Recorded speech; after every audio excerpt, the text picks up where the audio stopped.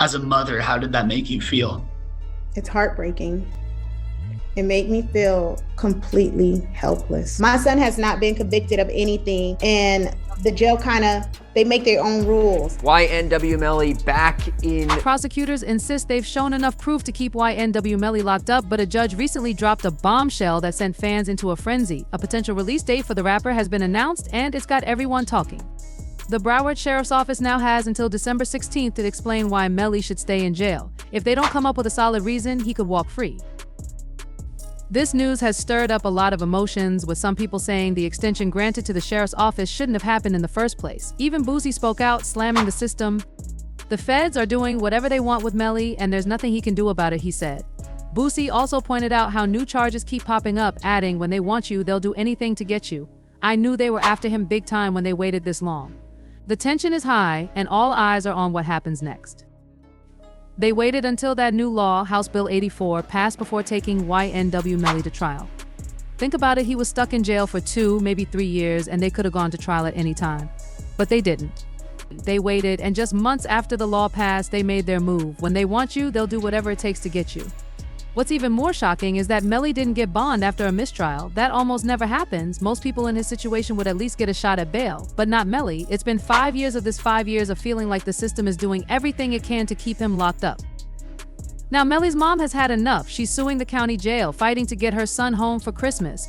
Reports say Melly is taking on the Broward Sheriff's Office, accusing them of cruel treatment and demanding his release. He says they haven't let him see or talk to his family in 3 years. For Melly and his loved ones, this has been a nightmare, but they're not giving up without a fight. In a recent interview, YNW Melly's mother opened up about her son's life in jail, and it's heartbreaking. She's fighting to get him released by Christmas, saying he won't last much longer in these conditions. Her frustration was clear as she talked about how unfair his situation is. He was granted a mistrial, he basically beat the case, she said, but he's still stuck in there. What makes it worse, she explained, is how badly he's being treated. Melly isn't allowed to use the phone, write letters, or even read his own mail. My son hasn't been convicted of anything, she said. Even inmates who have been convicted are allowed to talk to loved ones, but they hold his mail and won't give it to him. It's cruel. Not everyone feels sorry for him, though. Charleston White shared his thoughts, saying this is exactly how Melly should be treated. He shouldn't get any special treatment just because he's a famous rapper, White said. Charleston White didn't hold back when talking about YNW Melly's situation, and his comments have stirred up plenty of emotions. I'm glad he's in jail and being mistreated, White said. When you take someone's life, you lose the right to complain about how you're treated. This is what happens when you make that choice, Dot. But those words cut deep for Melly's mother, Jamie King, who is heartbroken over what her son is going through. He's not even being treated like a human, she said, her voice heavy with emotion. He committed a serious crime, and he should face the consequences. The debate has fans and critics fired up. Should Melly get better treatment in jail, or is this the reality for someone accused of such serious crimes? One thing's for sure, this story isn't going away anytime soon. Melly recently spoke out about how scared and hurt he feels in jail, and for Jamie, hearing her son's fear is unbearable. As a mother, it's devastating, she said. I feel completely helpless. Jamie also called for an investigation into the Broward Sheriff's Office, claiming they're abusing their power, they're making up their own rules. She said, we've tried taking this to court, but the judge doesn't have much control over the jail. We even had a hearing about how they're treating him, but nothing changed. The jail just does whatever it wants, and it's not fair. This emotional plea from Melly's mother highlights the human side of the debate, leaving fans and critics questioning the system and what justice really looks like in this case. While YNW Melly fights for his freedom inside jail, his mother, Jamie King, has been going through her own struggles outside. Even Boosie spoke about the toll this case has taken on her. She's real, bro. You can see how stressed she is, he said. I heard about everything she's been dealing with, and I reached out to her. I've met her. She's a good woman, no doubt. As the push to get Melly released by Christmas continues, his lawyers are bringing new evidence to light. They presented text messages from the night of the crime, showing Melly texting his ex-girlfriend in real time while everything was unfolding. In the messages, Melly told her that someone had just shot at their car and he was running for his life. He explained that he was hiding and thought the shooter might still be nearby. His ex-girlfriend asked if he was okay and where he was. Melly replied, describing how scared he was and what was happening around him. This new evidence could play a big role in his case, raising questions about what really happened that night. Meanwhile, Jamie and Melly's supporters are holding on to hope, believing this could be the breakthrough he needs to finally come home for Christmas.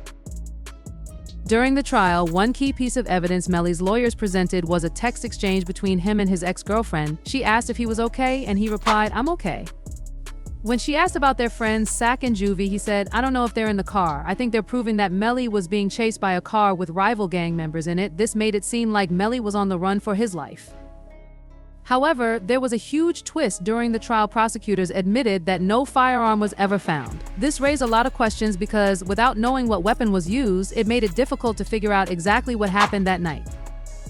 Melly's lawyers are hoping that this new evidence, especially the claim that he was being chased, could be enough to have him released on house arrest while he waits for his trial.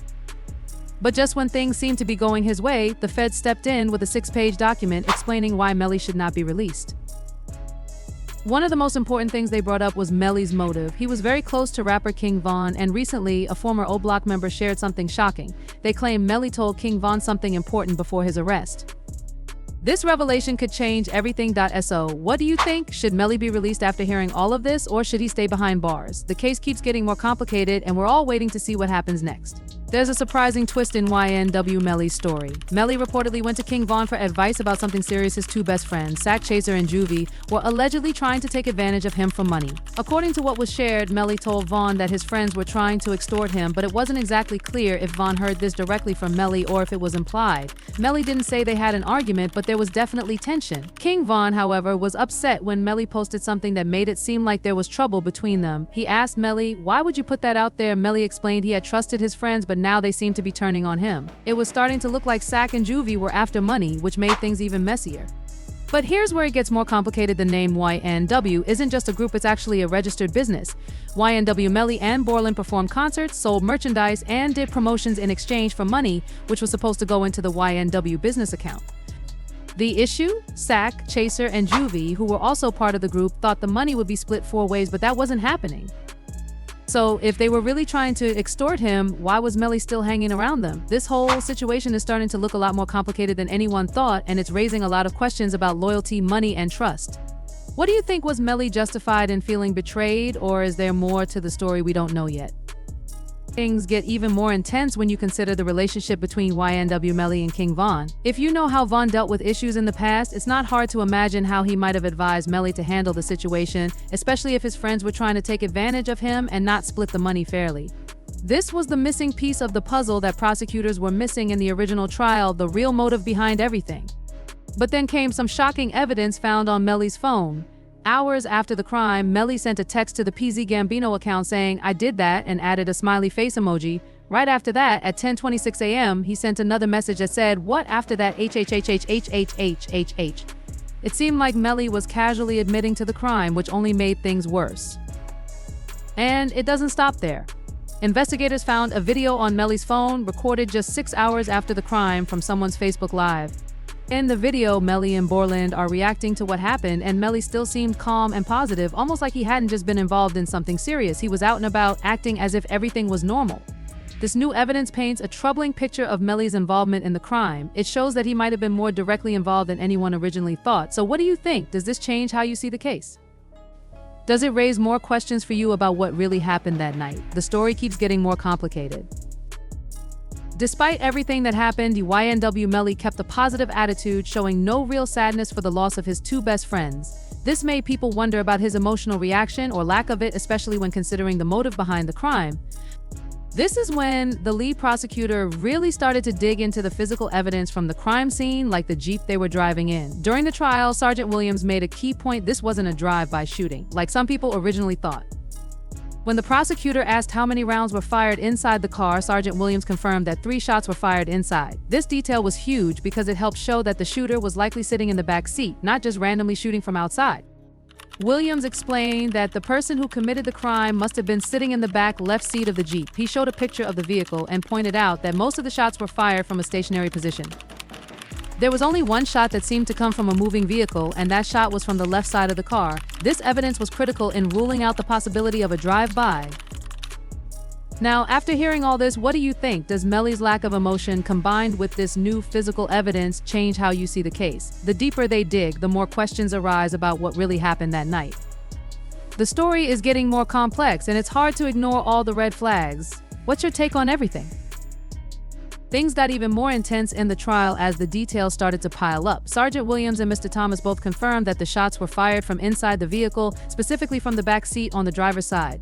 This made it clear that the crime couldn't have been a drive-by shooting because the shots were coming from inside the car. When asked if it was possible for someone to shoot from outside the car, Williams firmly said no, pointing to the physical evidence that showed the crime happened inside the vehicle.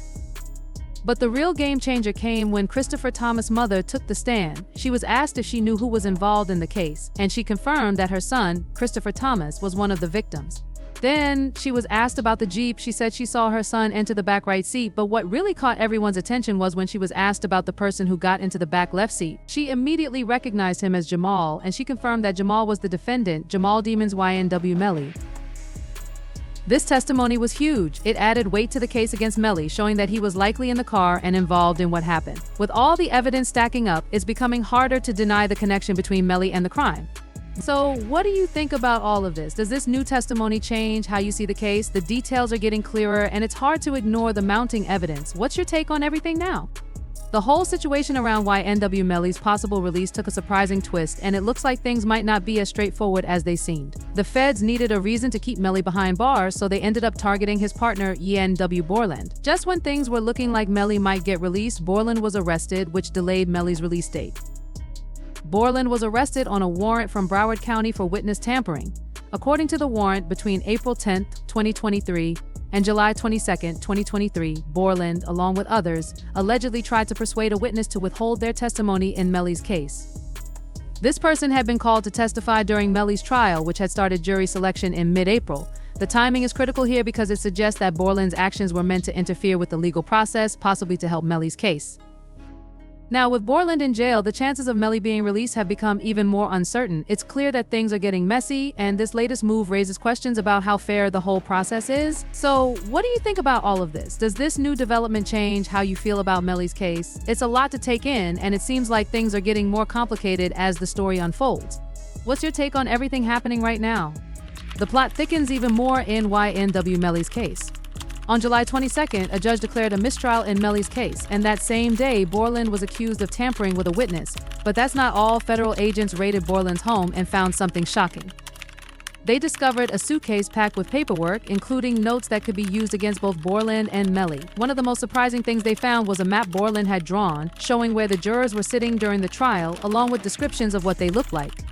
This is huge. Tampering with jurors is a serious crime, and the authorities are now using this evidence against Borland. DJ Academics reacted to the news, saying, "How the hell do you have a notebook with the jurors in your house? That's crazy. It's like doing a crime and keeping the surveillance tape as proof." This new evidence makes things even more intense for Melly and Borland. It raises serious questions about how far they were willing to go to influence the case. So, what do you think? Does this change your view on the whole situation? It's starting to look more complicated by the day, and it's hard to ignore how serious these new developments are. What's your take on it all? Let us know. DJ Academics really put it best when he said, "How do you have the surveillance footage of a crime in your DVD player? It's hard to believe Borland could be that careless, but that's exactly what happened when the feds raided his house." They found a map with details about the jurors, things that should never have been in his possession. It's like having the proof of your crime right there for everyone to see.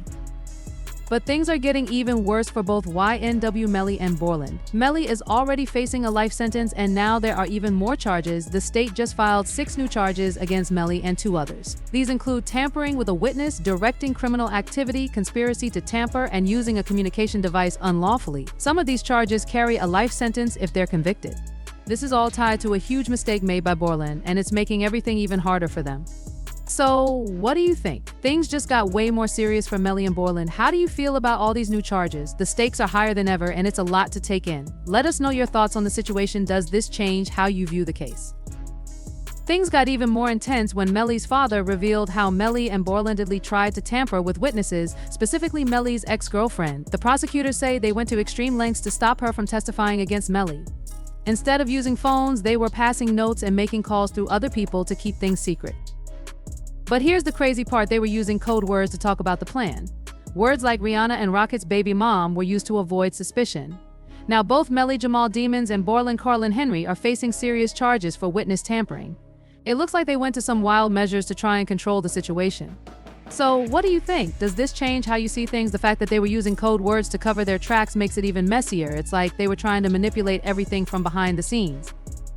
How do you feel about the lengths they went to? Let us know your thoughts.